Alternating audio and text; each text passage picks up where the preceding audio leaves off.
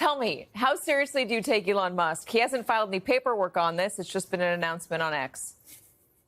Yeah, I mean, I've been reporting over the last 72 hours to get a sense of how what Musk is telling people behind the scenes. I mean, the reality is this is pretty conceptual for him. He is not well versed in the blocking and tackling of setting this up, which would be, to put it lightly, an extraordinarily complicated effort in calls with kind of experts and with friends and in texts. Musk has been signaling basically what he's saying on Twitter, that he's interested in doing this. He is learning in real time and asking Grok, his AI chatbot, for more information about how exactly this could be structured. But there is not some secret plan. He is doing this as we all see it. I wish you could have seen Jeremy's face when you talked about him asking Grok, Teddy, because it was entertaining. Jeremy. Not a joke. It's not a joke. Not a joke. Wow. But listen, here's what he says on Twitter, Victoria. He says, one way to execute on this would be to laser focus on just 2 or 3 Senate seats and 8 to 10 House districts. Given the razor-thin legislative margins, that would be enough to serve as the deciding vote on contentious laws, ensuring that they serve the true will of the people. I mean, that is interesting, this idea of just focusing on 2 or 3 seats in his America Party. I mean, I think like so many of Musk's initiatives, he's coming at this from the outside, sort of saying like, I alone have a solution here for a thing that he maybe doesn't have as much experience with. And I think we saw this really clearly with how he approached DOGE. And so while there maybe could be something interesting to focus on particular seats or very specific issues, the reality is that I think the idea of possibly winning districts for a new party might be a much greater hill than he might be willing to climb. But could you maybe mess with an election? Could you peel votes away? Could you be a spoiler? That might be possible. How much desire does he have, Teddy, to actually hire the people who might be able to help him with this? I mean, he might not have such a great idea or a great background on how to figure this sort of thing out. But there are people out there that do. And there are people that want there to be a third party. There are political professionals who know how to do the paperwork, who know how to lay the groundwork, who know how to target voters. They don't have the money that Elon Musk has. Do you see him having any meetings, or is there any intention of hiring the people to help him get this done? Well, those people probably aren't going to be Republicans, Katie. I mean, that sort of is the concern that I'm hearing from people around the party right now. Is Musk is surrounded by Republican operatives who helped him support, stand up this super PAC to help support President Trump in 2024. But President Trump has made clear, and I know the White House is watching, that people that are associated with this third party effort, which functionally would be an anti-Trump effort, could face retribution in Trump's Republican Party. So I think you're getting at a question here about who is going to be doing the advising or kind of the legal work for this. You could be putting a target on your back in a way that if you're an ambitious Republican who wants to have a long career in Donald Trump's Republican Party, you do not want to sign up for a third party effort.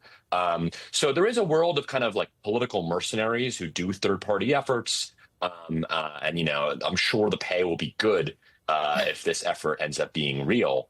But I am very curious, and we're trying to report this out right now, what types of people would sign up to advise Elon Musk on this, because it's not going to be traditional Republicans. Well, that is interesting. And also, I mean, I think we should mention this. Katie Miller, Stephen Miller's wife, Victoria, is now one of Elon Musk's closest advisors. Yeah, she was Doge's spokesperson, and she left the White House with him. But back to this point that Teddy was bringing up, I think even if you have Musk's money, you can see the disorganization that America PAC experienced. My colleague Jake LaHoot reported about how they were, it was an incredibly disorganized effort in Michigan. They had people in U-Haul vans door knocking. I think there's an element here where so much of this is haphazard. And secondly, I think, while he may be surrounded by Republican operatives, I think more than anything what this highlights is that there's always been a schism between the traditional right, or what we're seeing as the sort of MAGA right, and the tech right, which frankly has very different priorities in the long run, although they have overlapping interests. So that's interesting there. I mean, there is that schism that Victoria was mentioning. There's also just a big chunk of Americans, I think more than ever, who are tired of the two-party system and don't believe the Republicans or the Democrats adequately represent them and are desperate for another option. Yeah, I mean, we've seen this movie before. I don't know how many times people have tried to come in and form a third political party, right? I think it sounds about as fanciful as Elon Musk's initial vision of cutting $2 trillion from the federal budget. I think we've had a lot of people come in and say this, but no one's been the richest man in the world. Right. That is true. You can pour an awful lot of money into things, and that's and make them successful. I wouldn't discount the impact that a fortune like that could have on American politics, and I think we saw, one impact of it in the last election, certainly. But at the same time, the reality is that Elon Musk is not the political cult figure that he seems to think he is.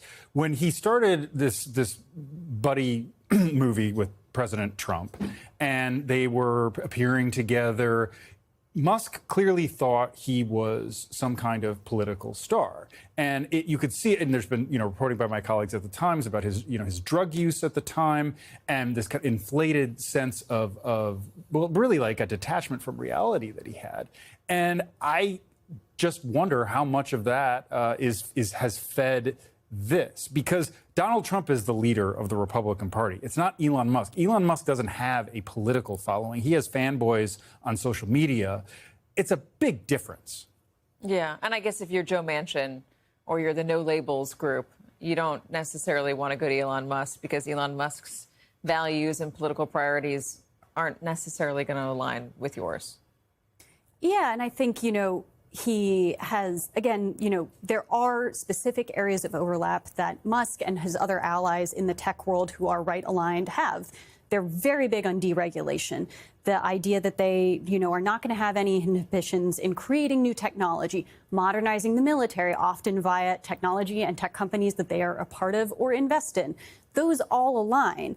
But there's so many other ways in which these issues are divergent, and the way the sort of traditional Republican apparatus runs ultimately doesn't really serve their interests. And, there are, as was just mentioned, a ton of fanboys, but that doesn't necessarily translate into a political party. But it could be a very important movement, and Musk still owns an incredibly important social media platform through which he can control conversation. Disruptive.